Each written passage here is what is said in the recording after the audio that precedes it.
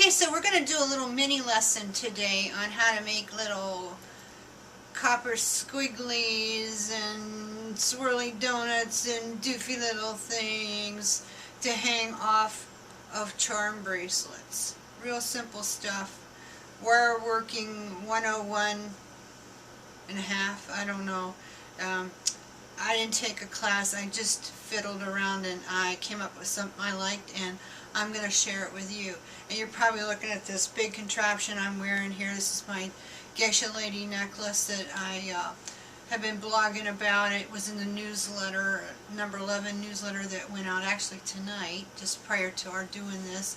But you can see she's got all kinds of little copper squigglies and doofus and stuff, and I just think it makes it fun and funky and unexpected. So I'm going to take you over here to my workbench and show you how I make them, and then you just take it and run with it and do it better, and then you can come back and tell me about it and we'll all learn. So come on over and I'll show you how to do it.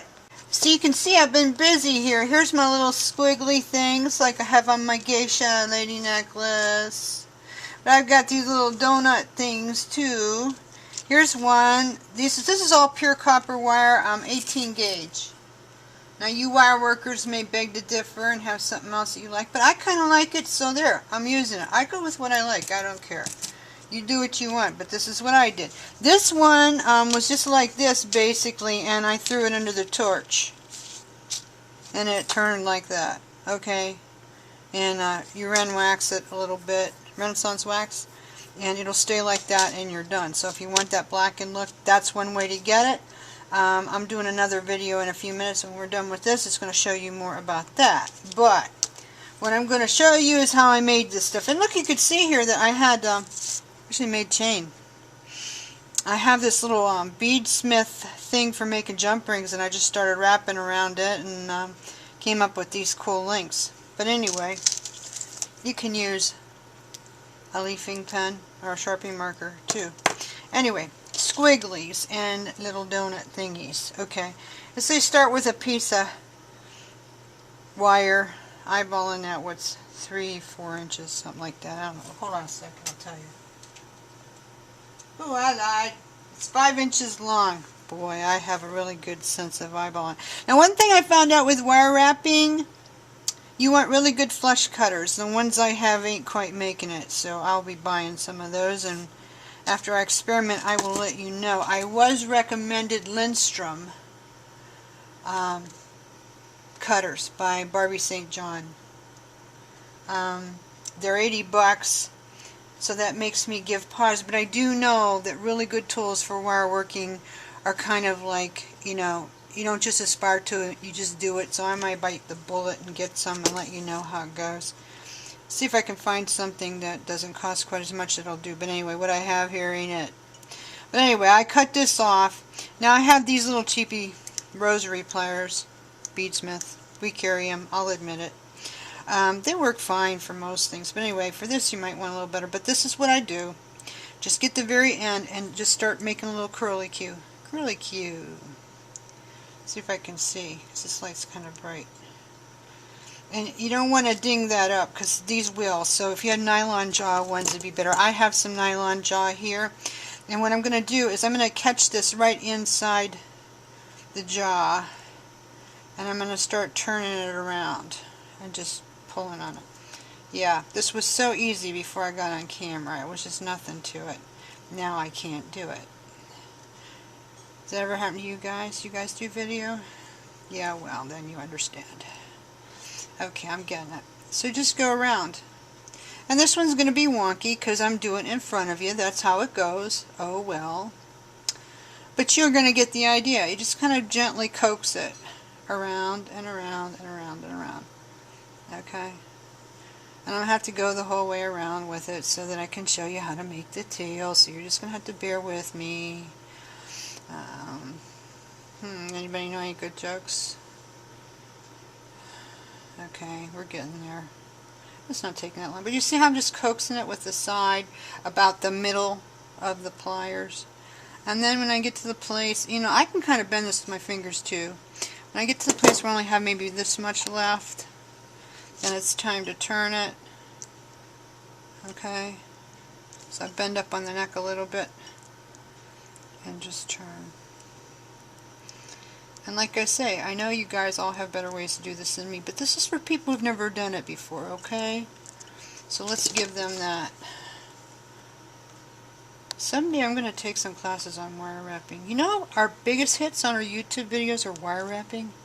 So there must be something to this. Okay, so I did it. There it is. See? Okay, now let's make a curlicue, like one of these. These are so fun. I like springy, sprongy little things. They remind me of little tendrils on a flower.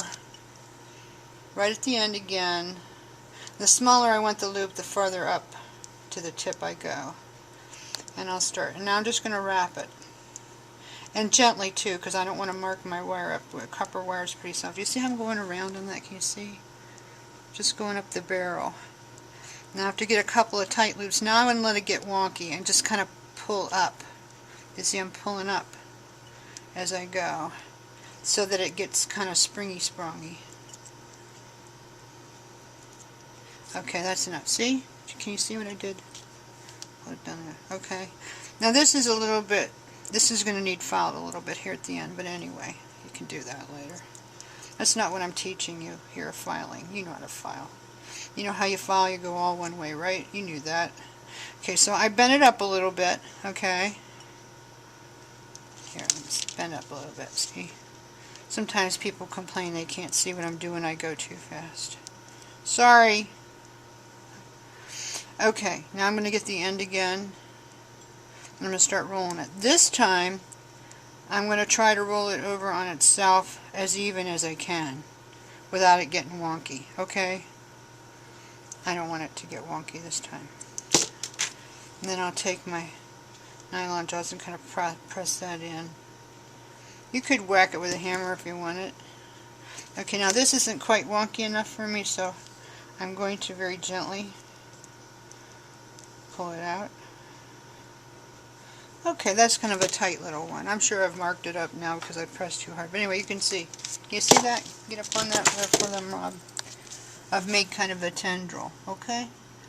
So, you know, you could just throw them in around stuff. You know, put them on a charm bracelet. This one I double wrap with wire. That's another video when I get good at it. And not a day before. Okay, this is kind of a funky thing. I'll show you how I did that. These links here, you know, you could do this around a dowel. It's so simple. Leave about this much wire. Okay, and then just start wrapping. This time, very tightly. Till you have about equal lengths on each end. I don't have quite equal, so I'm going to nip it, nipping it away from myself. So nobody gets hit and hurt with it. Now, on my little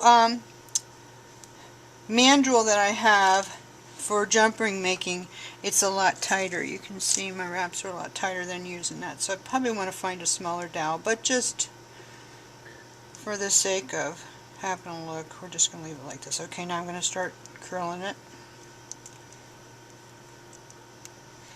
and get that point all the way in as much as I can.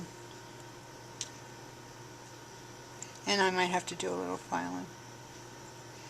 That's again, see, if I had really good cutters, that would cut a lot of that down. Really good flush cutters. I can really see how important those are. Okay, so now I've got that. Can you see it? Yeah, it's kind of cool the way it is. You know, that'd be kind of cool if you like heated it a little bit, get it a little bit softer, and then banged it, whacked it, made it flat with your hammer. But then you could also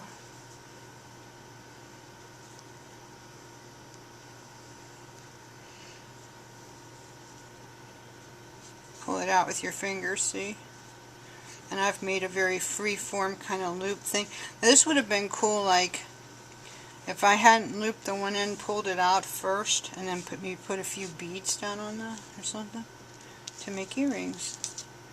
Have fun making two of those alike. I'm sure some of you can do it.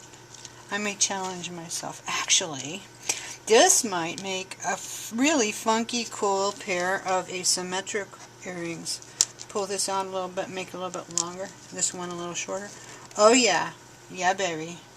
Well, I'll have to do it and show you how. Put it in my blog or something. But anyway, 18 gauge copper wire, pure copper wire is what I use. You can use what you want, whatever you like. Get yourself some good tools, and I'm going to be working on that at Busa Boutiques too, because good tools are the bomb. Have a good week and have fun.